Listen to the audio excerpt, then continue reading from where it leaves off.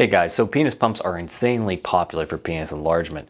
In this video, I'm going to go over the three main types, how to make them more comfortable, and how to make them super effective based off of what device you have. A lot of you are going to be new here, so let's go over who I am. I go by BD. I originally founded the world's largest penis enlargement community, r/getting bigger. I have since left to focus on my business and my own personal brand, essentially. BD, Peak Male Physique, peakmalephysique.com to sell affordable penis enlargement equipment. Part of this is going to be a disclaimer. I do sell penis pumps, but practically speaking, everything that I'm going to go over today will work with anyone else's penis pumps. In my opinion, they're all the same thing. You just want to go with a reputable vendor that has a good price. Now, I have personally went from 6 by 5 inches girth to just over 9 inches long by 6 1/4 in girth.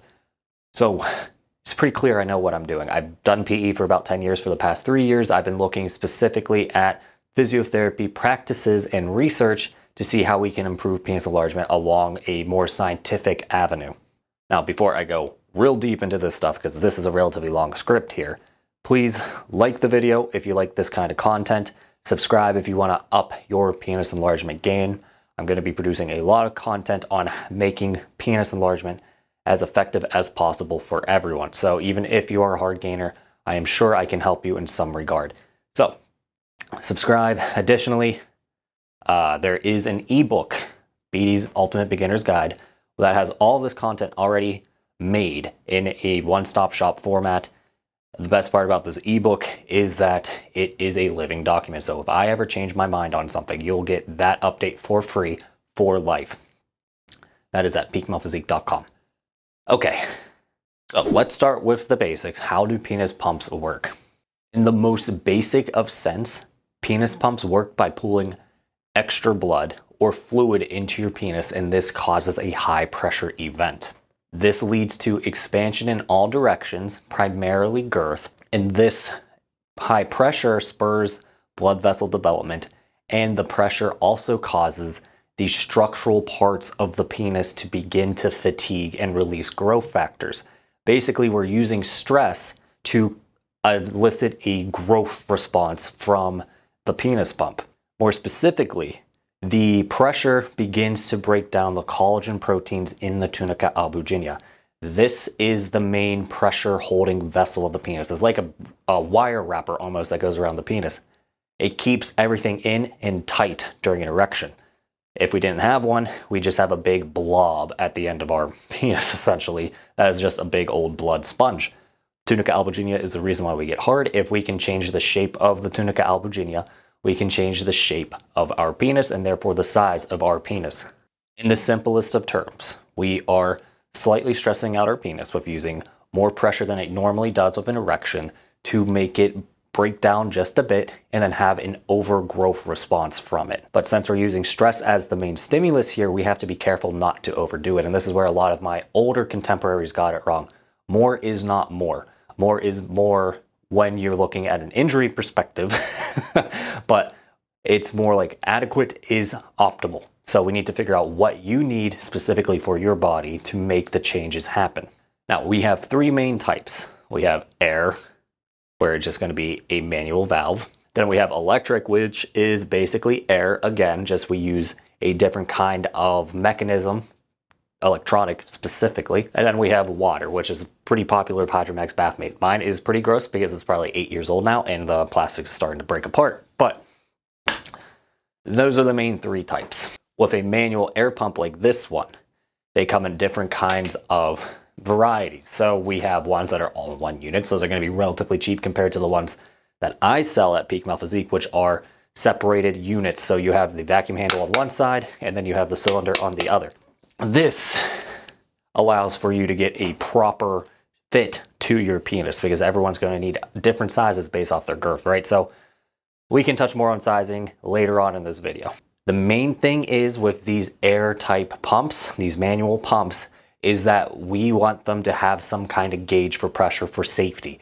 You can get a non-gauged pump for like $8 to $10, but they're just not that effective because you can never tell how much pressure you're using, and there's very little room for error with these pumps without a gauge because you have no clue what you're actually doing to the tissue. These also come in variable length. The smallest common one that I would see is about 8 inches long, and that's going to be like one of those cheap all-in-one units that I've talked about. They come all the way from 8 inches up to 12 inches. You can get them custom made up to 15 inches if you are so inclined. But in general, when you're sizing this, length does not matter all that much. You're really wanting between 1 to 3 inches away from the top. More so if you want to use water in the cylinder. Yes, you can use water in a traditional manual air pump as well. You just need to be a bit smart about it and make sure the water doesn't get into the vacuum handle. Now, there are also different bottom types. For example, the ones I sell are wide flange.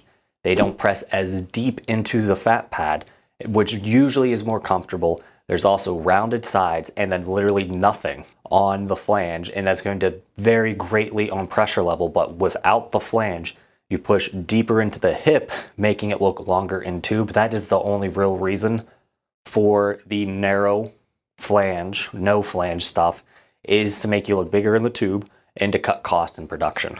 I would recommend getting a pump with some kind of flange, mainly for comfort, wide flange being the best, and one that you can get something to separate the vacuum handle with.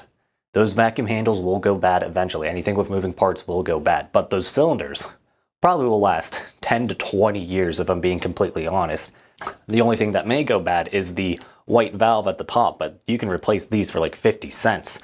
So, in my opinion, separate systems, vacuum handle on one, cylinder on the other, interchangeable, very easy, very cost effective.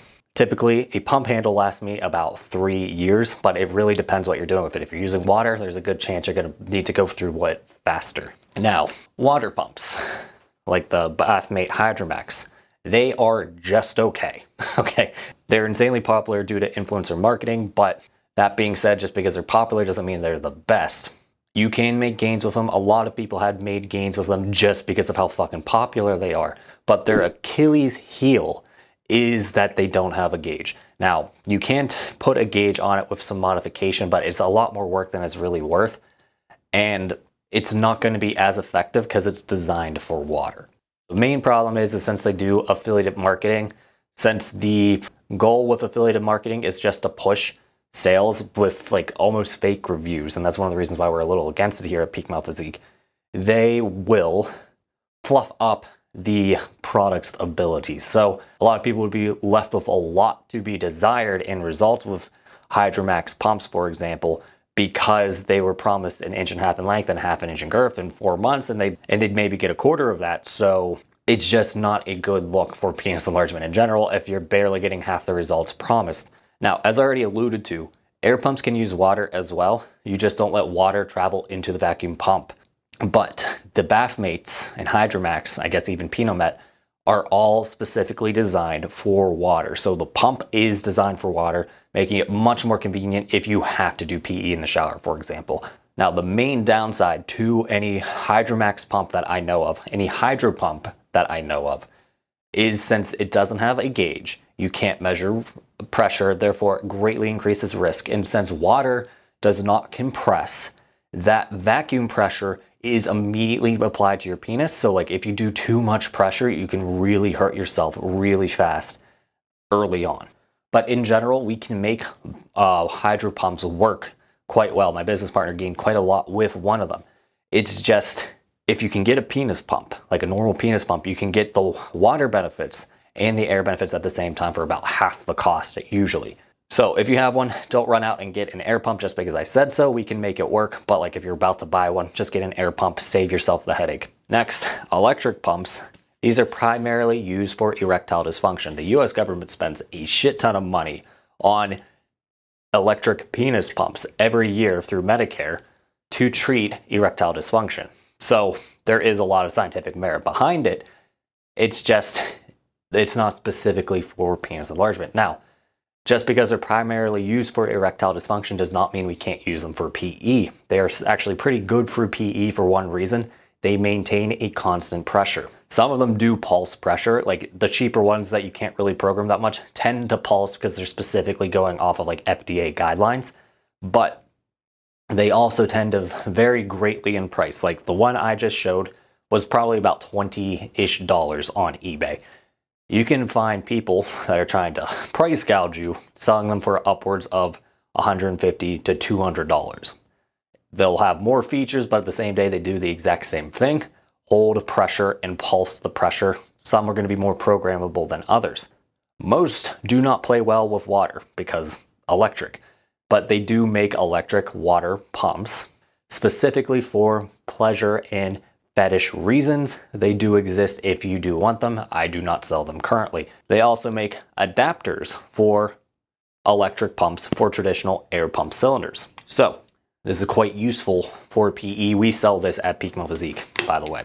The main benefit, as already alluded to with electric, is that it holds the pressure for you, making PE much easier. So as you expand with a penis pump, or in the penis pump more specifically, the pressure drops off and you need to top off more often. Those little sensors will be able to tell much sooner than you ever will, and you'll be able to keep that constant pressure. Additionally, since you can program like intervals and sets with them, it makes doing specific sets for PE much easier. So you don't need them. I personally switch between a manual air pump and an electric air pump every day, depending on what I'm using them for. But if you want a little bit easier PE, go with the electric pump. Specifically one you can control the pressure and timing of the sets more than anything else. Now on to sizing. Sizing is important, just not as important as I used to make it. In general, you want about 10 to 15% more room to expand in the pump. A little more than 15% is okay. This is primarily for comfort than anything else. To calculate what size you need, multiply your largest point by 1.1. This will be a 10% increase in size. So if you are 5 inches girth, multiply by 1.1, you'll get 5.5. Then divide that by pi, or 3.14, and you'll get 1.75. So you will need a 1.75 cylinder if you are 5 inches girth currently. Now, I know a lot of you guys aren't math people. We have this calculator available for you at Peak Male Physique. I will link it in the description below. But it'll work for almost every single type of cylinder. There's just some companies that do inner diameter versus outer diameter. For example, I believe Mustang cylinders over in Europe is outer diameter, or it's more likely because they have a tapered cylinder. So you probably want to size up based off of our own recommendations with that specifically. You just got to pay attention to what you're buying. Now, as for length with the cylinder, it does not really matter. The more tube you fill, the faster the pressure builds up. The smallest pump I have seen is 8 inches. I think you're going to have to get it custom ordered if you're trying to get something smaller than that.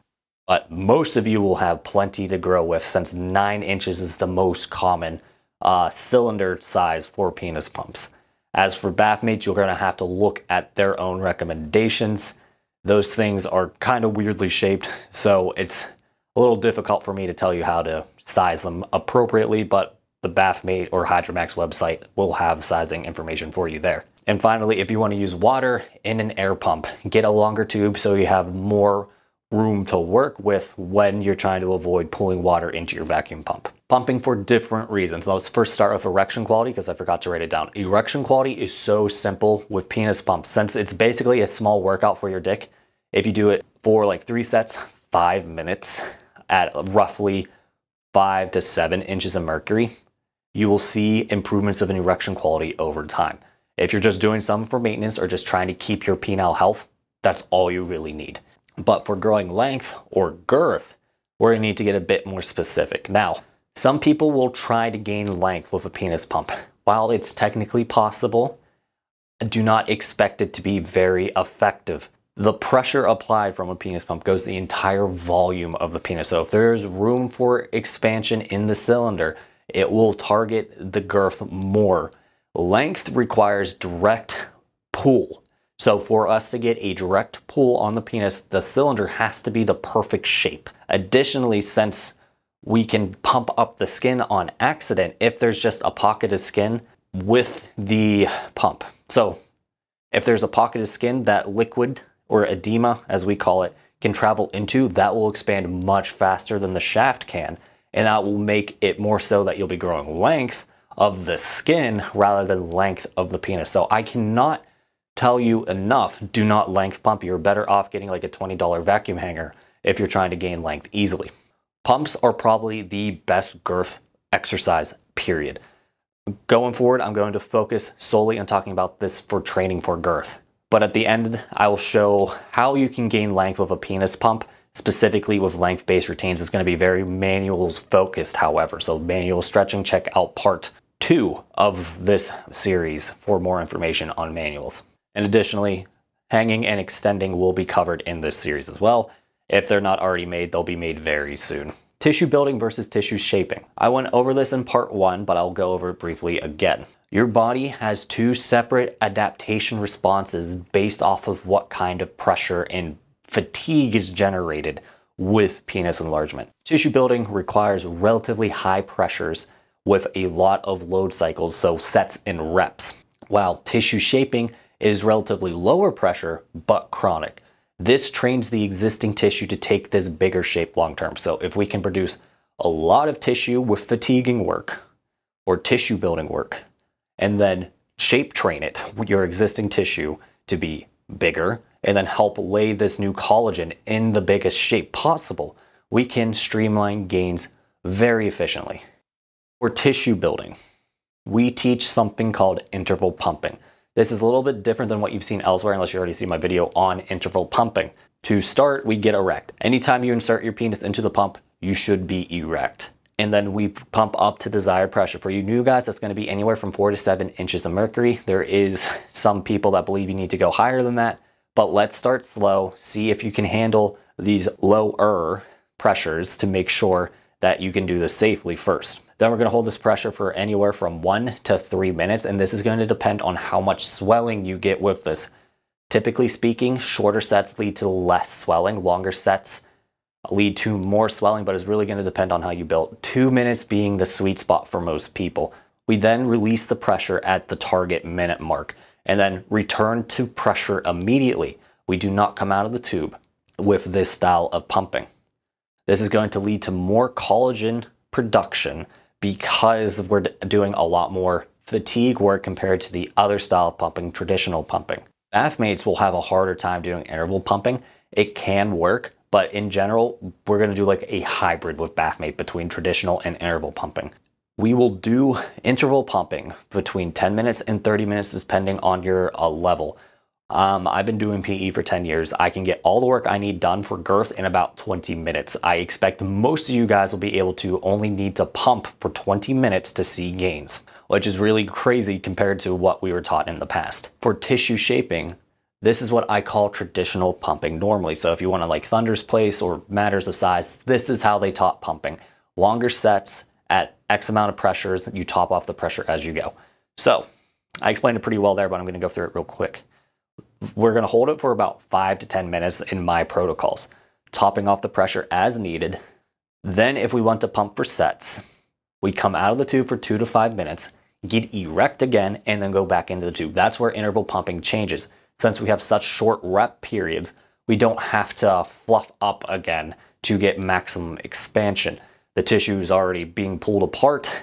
That little window for edema is not going to lead to a lot of swelling. We need to come out of the tube and get erect with traditional pumping, because if we go in with a bunch of edema to begin with, flaccid, we're just going to only pull in more liquid. The body's basically working against us is a good way to put it. Since the tissue is not already expanded to begin with, we have to expand it and then pull in the tissue. So if we already start expanded, we're going to be able to pull in a lot more blood compared to undesirable fluids. Now, this chronic dilation without the fatigue of the tissues is what causes the shape training. If we're not careful though, say we pump for 30 to 40 to even 60 minutes, I've seen some people do up to 2 hours of this style, you can develop a lot of subcutaneous swelling. That's just water being pulled in from under the skin, and it is very unsightly and it does not lead to gains.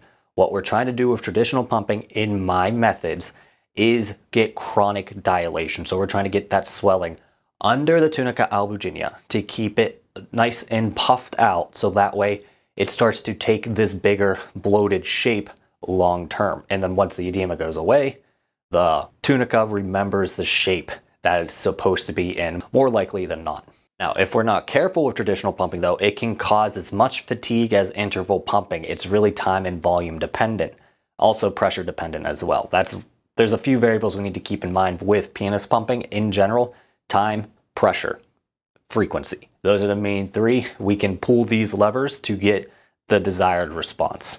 Now, traditional pumping is going to be better for erection quality, generally speaking, because blood holding tissue responds better to chronic dilation. So the 1 10-minute set will lead to more pressure on the blood vessels, therefore more likely to stretch into this shape, leading to more blood vessel development, therefore harder erections down the line. Now, we already laid out interval pumping is going to be much better for tissue building at the cost of fatiguing the tissues, while traditional pumping is going to be better for getting this chronic shape training without really producing that much new tissue. So we need to figure out how we can combine both for best benefit. First option, and this is going to be more for people that can't do multiple pumping sessions throughout the day, is intervals followed by longer sets. So let's say we do 5 2-minute sets of interval pumping. We're going to take 5 to 10 minutes off, and then we'll come back in traditional pump. This way we get the fatigue work followed by the dilation work or the expansion that we need.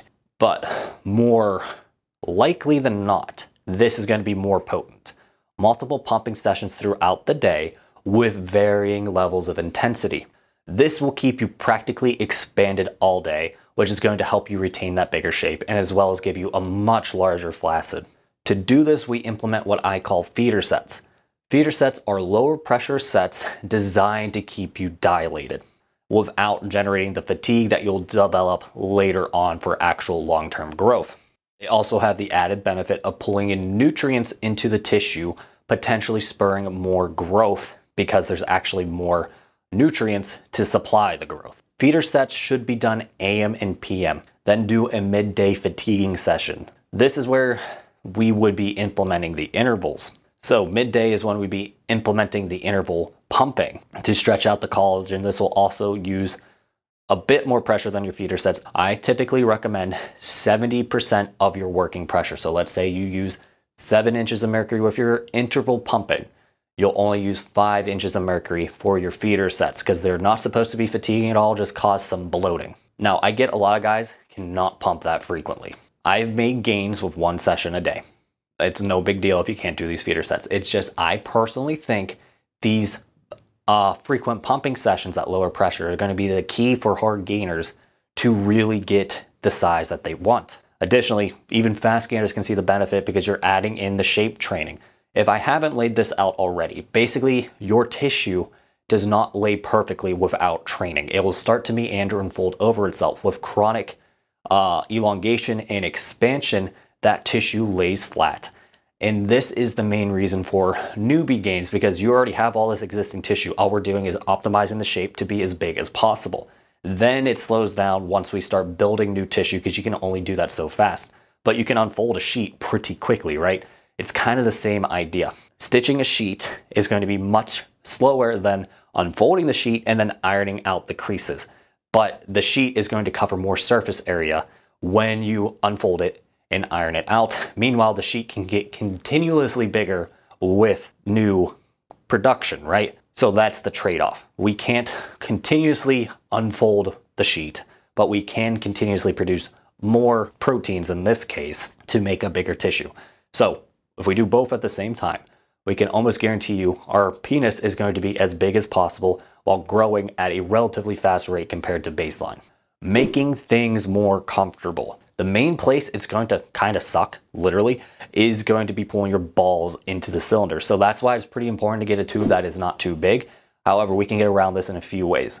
One, a pump sleeve, and that's basically a piece of silicone rubber that makes the opening a bit smaller, and it does not allow skin to be pulled up into it. Very useful if you have a lot of sack skin. Then you can also get a ball stretcher. Now, ball stretchers are actually literally for stretching your balls. There's a whole community on just making your balls hang lower, but that's a bit outside of the scope. With a ball stretcher, we pull the skin away from the pump so that way your testicles cannot get crushed. These are both relatively inexpensive. At Peak Male Physique, I think they come together to $15 total. So like you get that in our penis pump kit, you're gonna have a very easy time with penis pumping in general, at least hopefully. But Another thing you can do is make sure you get a wide flange cylinder like we have at Peak Muscle Physique. Again, I'm plugging my own products, but I picked the best stuff for a reason. The wide flange spreads out that pressure more, so it won't be digging into your mons pubis nearly as much. And remember, there is a little nerve that runs right at the tip of your penis under the top, basically, just right under the top. So like if we put too much pressure on that nerve, we can severely piss it off. Not so much damage it, but like, you know, it could lead to lack of sensation for a bit if we hurt that nerve. So again, don't use too much pressures. Be careful if you try to get a cheaper pump. Make sure it has a nice wide base to make sure it can't dig too deep into the skin. Now, this is probably one of the most important things I have learned in the past couple months, so listen up. The use of cock rings after a session is one of the most important things you can do for success long term. Basically, we are keeping all that expansion that we got from pumping at no pressure. So we're going to be able to stay as big as possible for an additional 10 to 20 minutes after pumping without fatiguing the tissues. And this is what's going to train the shape to stick in that shape. What I've noticed is like after I pump up, put the cock ring on, it holds the shape longer after I take the cock ring off because the tissue relax in this bloated state. Therefore, it's going to be better long term since we're in that bigger state naturally. The only thing that really wears off that bloat for me, that expansion, is exercise because it causes, you know, blood to flow elsewhere. Therefore, the dick kind of ends up being pulled back to normal. But you can easily remediate that by pumping up again, cock ring again, and there you go. So I will highly recommend most of you guys wear a cock ring for about 10 minutes after the fact. The main thing you need to worry about is, well, I guess there's two. Discoloration. You can develop discoloration relatively fast doing this. It's very treatable. Anything that is discolored from the penis is just the skin as like a literal stain on it. And the more often the skin layers shed, the faster the stain will come up. But over time, it will dissipate on its own. It's not a tattoo. It will dissipate with the rest of your skin shedding. You can speed it up with some light exfoliation. We'll talk more about this in another video. Then what you actually have to look for is something called lymphangiosclerosis. Since we're keeping all that edema in place, you can develop issues with your lymph system. So your lymph system is what collects all the garbage from cellular processes. If we pull in a lot of lymph from the back channeling, since we're pulling in pressure, we could potentially clog one of these lymph channels. And what it basically happens is feel like a little nodule or rod under your skin. It won't hurt, but it will be unsightly. It's going to need time off to heal and potentially something called a lymphatic massage to release. It is benign for the most part, but like it can get worse if left untreated, especially if you keep pumping. So if you ever get something called lymphangiosclerosis or a lymphocele, take time off, let it clear out before you try PE again. And then if you keep getting it, don't use the cock rings after pumping. So signs of overwork with pumping. Erectile dysfunction being first and foremost. If you use too much pressure, stressing out your dick, tiring out your dick too much, or the pelvic floor muscles that control your erections. Therefore, you're just going to need time off to let that erectile dysfunction settle, and then you'll be back to form in a couple of days. Red dots is a sign of overwork. That's something called petechia or petechiae. It is basically broken capillaries under the skin. Some people are much more sensitive to them than others. If that happens, you can try L-citrulline-based supplements. We sell L-citrulline-based supplements, Vigor, shameless plug, but any L-citrulline-based supplement will work. It allows for dilation, and then these blood vessels will be less likely to pop since they're already dilated. Additionally, one of the better ways to do it is going to be with just pumping up slower. So if you use a pulse a second like I normally recommend, so pulse, pressure, half a pulse, and do the same thing. So that way you pump up slower, therefore the capillaries are much less likely to burst. This is more of a benign injury. It won't impact gains or function, just make you discolored faster. And then being very bloated after the session with a lack of sensation. If we pull in a lot of water under the skin, we're going to dull out the nerves, and it's going to be soft, squishy, and relatively ugly. That is not good for gains because your body's going to be more focused on pulling out all that excess rather than focusing on healing. So we need to limit how much edema we get because it's one of the most obvious signs of overwork. So routines. Most of these routines will have feeder sets and use a cock ring as well after the fact. As discussed, move these routines around and omit stuff as needed. These are guidelines, not set rules. You should be doing the main session 4 to 6 days a week, and then these feeder sets every day. Since they're not fatiguing, they're not going to impact healing. The same goes for cock ring wear. Bathmates will be doing 5-minute sets in general. Most air pumps will have interval pumping except for the feeder sets. We'll also be doing massage mechanics with all of our Girth practices because it makes expansion that much easier to a slew of other benefits. So check out part 2 if you don't know what I'm talking about. Okay guys, so on to routines. I had to switch to get it easier for me to do and talk about. There are going to be other videos that include pumping. So if we're going to be using an extender or a hanger, check out those videos specifically for routines for both of those. But in this video, we're going to be talking about manual stretching for length gains with a pump, and then girth-based pumping. You're not going to need a length device to gain girth, so that's why we're going to be talking about it here. You're going to need other devices to gain length with a pump, or use your hands. Pumps are great for girth, not that great for length. So if you're intent on gaining length, check out the videos on the high tension extenders or low tension extenders. It's the same video.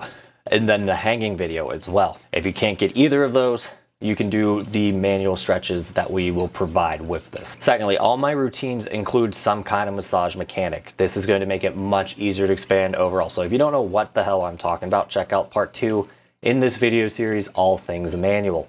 It's going to go over the 3 main exercises that I teach for tissue release and tissue massage for penis enlargement. So a normal girth pumping routine is going to be some kind of massage mechanic for about 5 to 10 minutes, followed by your actual pumping. And then throughout the day, we're going to do some kind of tissue agitation, which, since we already have a pump, I would highly recommend you do light pumping sessions twice a day on top of this routine.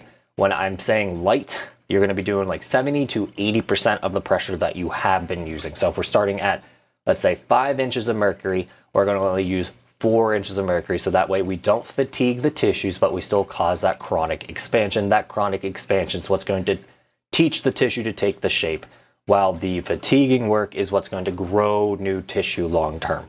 So optimally, we need both. So what I normally do, wake up, 1 light session of pumping, followed by my midday big routine, and then before bed, another small session of pumping. But like, again, you're going to be busy if you can only get 1 feeder set, as I call them, followed by your main session right before bed, or vice versa. Totally fine. The main idea is just to be chronically expanded.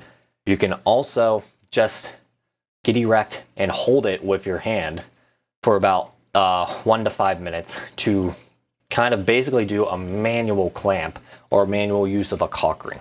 And then if we're really serious about these gains, we could try to wear a cock ring after every time we pump for about 10 minutes. And this causes the tissues to relax in this expanded state, I noticed, and it leads to much better results long term. Thinking back on it, most of my best girth gains came through when I wore cock rings after pumping, and I think it has a lot to do with like a rudimentary idea of the shape training. So if we're going to go over the just pumping and manuals routine for girth, we're going to do semi-erect bends, 3 sets, 60 seconds, followed by blood flow restricted massage, 3 minutes total. Then diamond gel core tunica shears, 3 sets, 60 seconds. Then we're going to do interval pumping for 5 sets, 2 minutes. Do not come out of the cylinder between sets. Between all 4 to 8 hours between your routines, you can do your feeder set. So that's going to be pumping for 2 sets, 5 minutes. Again, 80% of your working pressure. Cock ring, 10 minutes after the fact if you are okay with any potential issues that could come with it, mainly discoloration or some kind of lymphatic issues. Lymphatic issues are pretty easy to resolve, but like once you get them, you got to be a little wary of them moving forward. I've never had them, but they do pop up in about, let's say, 5 to 10% of the population. So just keep that in mind. For progression, every 2 weeks, we're going to just add 1 interval set for a total of 10. Pressure can slowly increase, but start at 5 to 7 inches of mercury, perhaps even less if it's too intense. Do not try to increase pressure too often. We are looking for an intense erection feeling, slight discomfort, but no pain. We're going to do the working sets 4 to 6 days a week. We're going to do feeder sets, the lower expansion sets, every day to train the shape. So we're going to be pumping a lot. If you can't handle it, remember these routines are just guidelines. Work it in the best you can. It just seems to be the more often you will pump and hold that new shape, the more likely you are to take this new shape. Now, if we're trying to do length, the best thing you can do is manual stretches. Well, hold on, let's actually go through it real quick for manual stretches. We're going to do arm massage mechanics all over again. So semi-erect bends, 3 sets, 60 seconds. BFR massage, 1 set of 3 minutes. Diamond jokes, 3 sets, 60 seconds. Static stretches, 20 sets, 30 seconds. Then pumping, 2 sets, 5 minutes, 2 minutes break in between. Since we're focusing on length now, instead of doing all this extra pumping, we're just going to do pulse stretches throughout the day. So every time you take a piss, pull on your dick for 6 to 10 sets of 10 seconds to train it to be elongated. The pumping will not increase in time or pressure since we're focusing on length. Static stretches, add 2 stretches every 2 weeks until you're at a total of 30 minutes or 60 sets. This is where you probably want to get a device instead. Now, a few other considerations is for people with bath mates who can't do interval pumping. We're going to set it up so that way you do 5-minute sets with the bath mate instead. This is going to be more of like a hybrid technique between traditional pumping and interval pumping, where we're not going to be like destroying your pelvis by constantly applying a pushing force onto it, but you still will be able to get relatively good girth gains with this method. It's going to be a bit harder for you to pump up often, so you could try to do the slight erect squeezes. So get erect with your index and ring finger, squeeze at the base and just hold it for about 60 seconds to 2 minutes. And that's just going to help keep the tissue agitated. Okay guys, that's going to wrap it up. This stuff is going to be good for your first 6 months. Once we get to like month 7, we might want to get a little more advanced and specific on how we do the progression protocols, and we can touch more on that in a few months. But I hope you enjoyed this video. If you like this content, like the video. This actually took a lot of effort for me. So I would appreciate my flowers, so to speak. Then if you want to stay in the loop with all things penis enlargement, check out the rest of my channel and subscribe to my channel. I'll see you in the next one.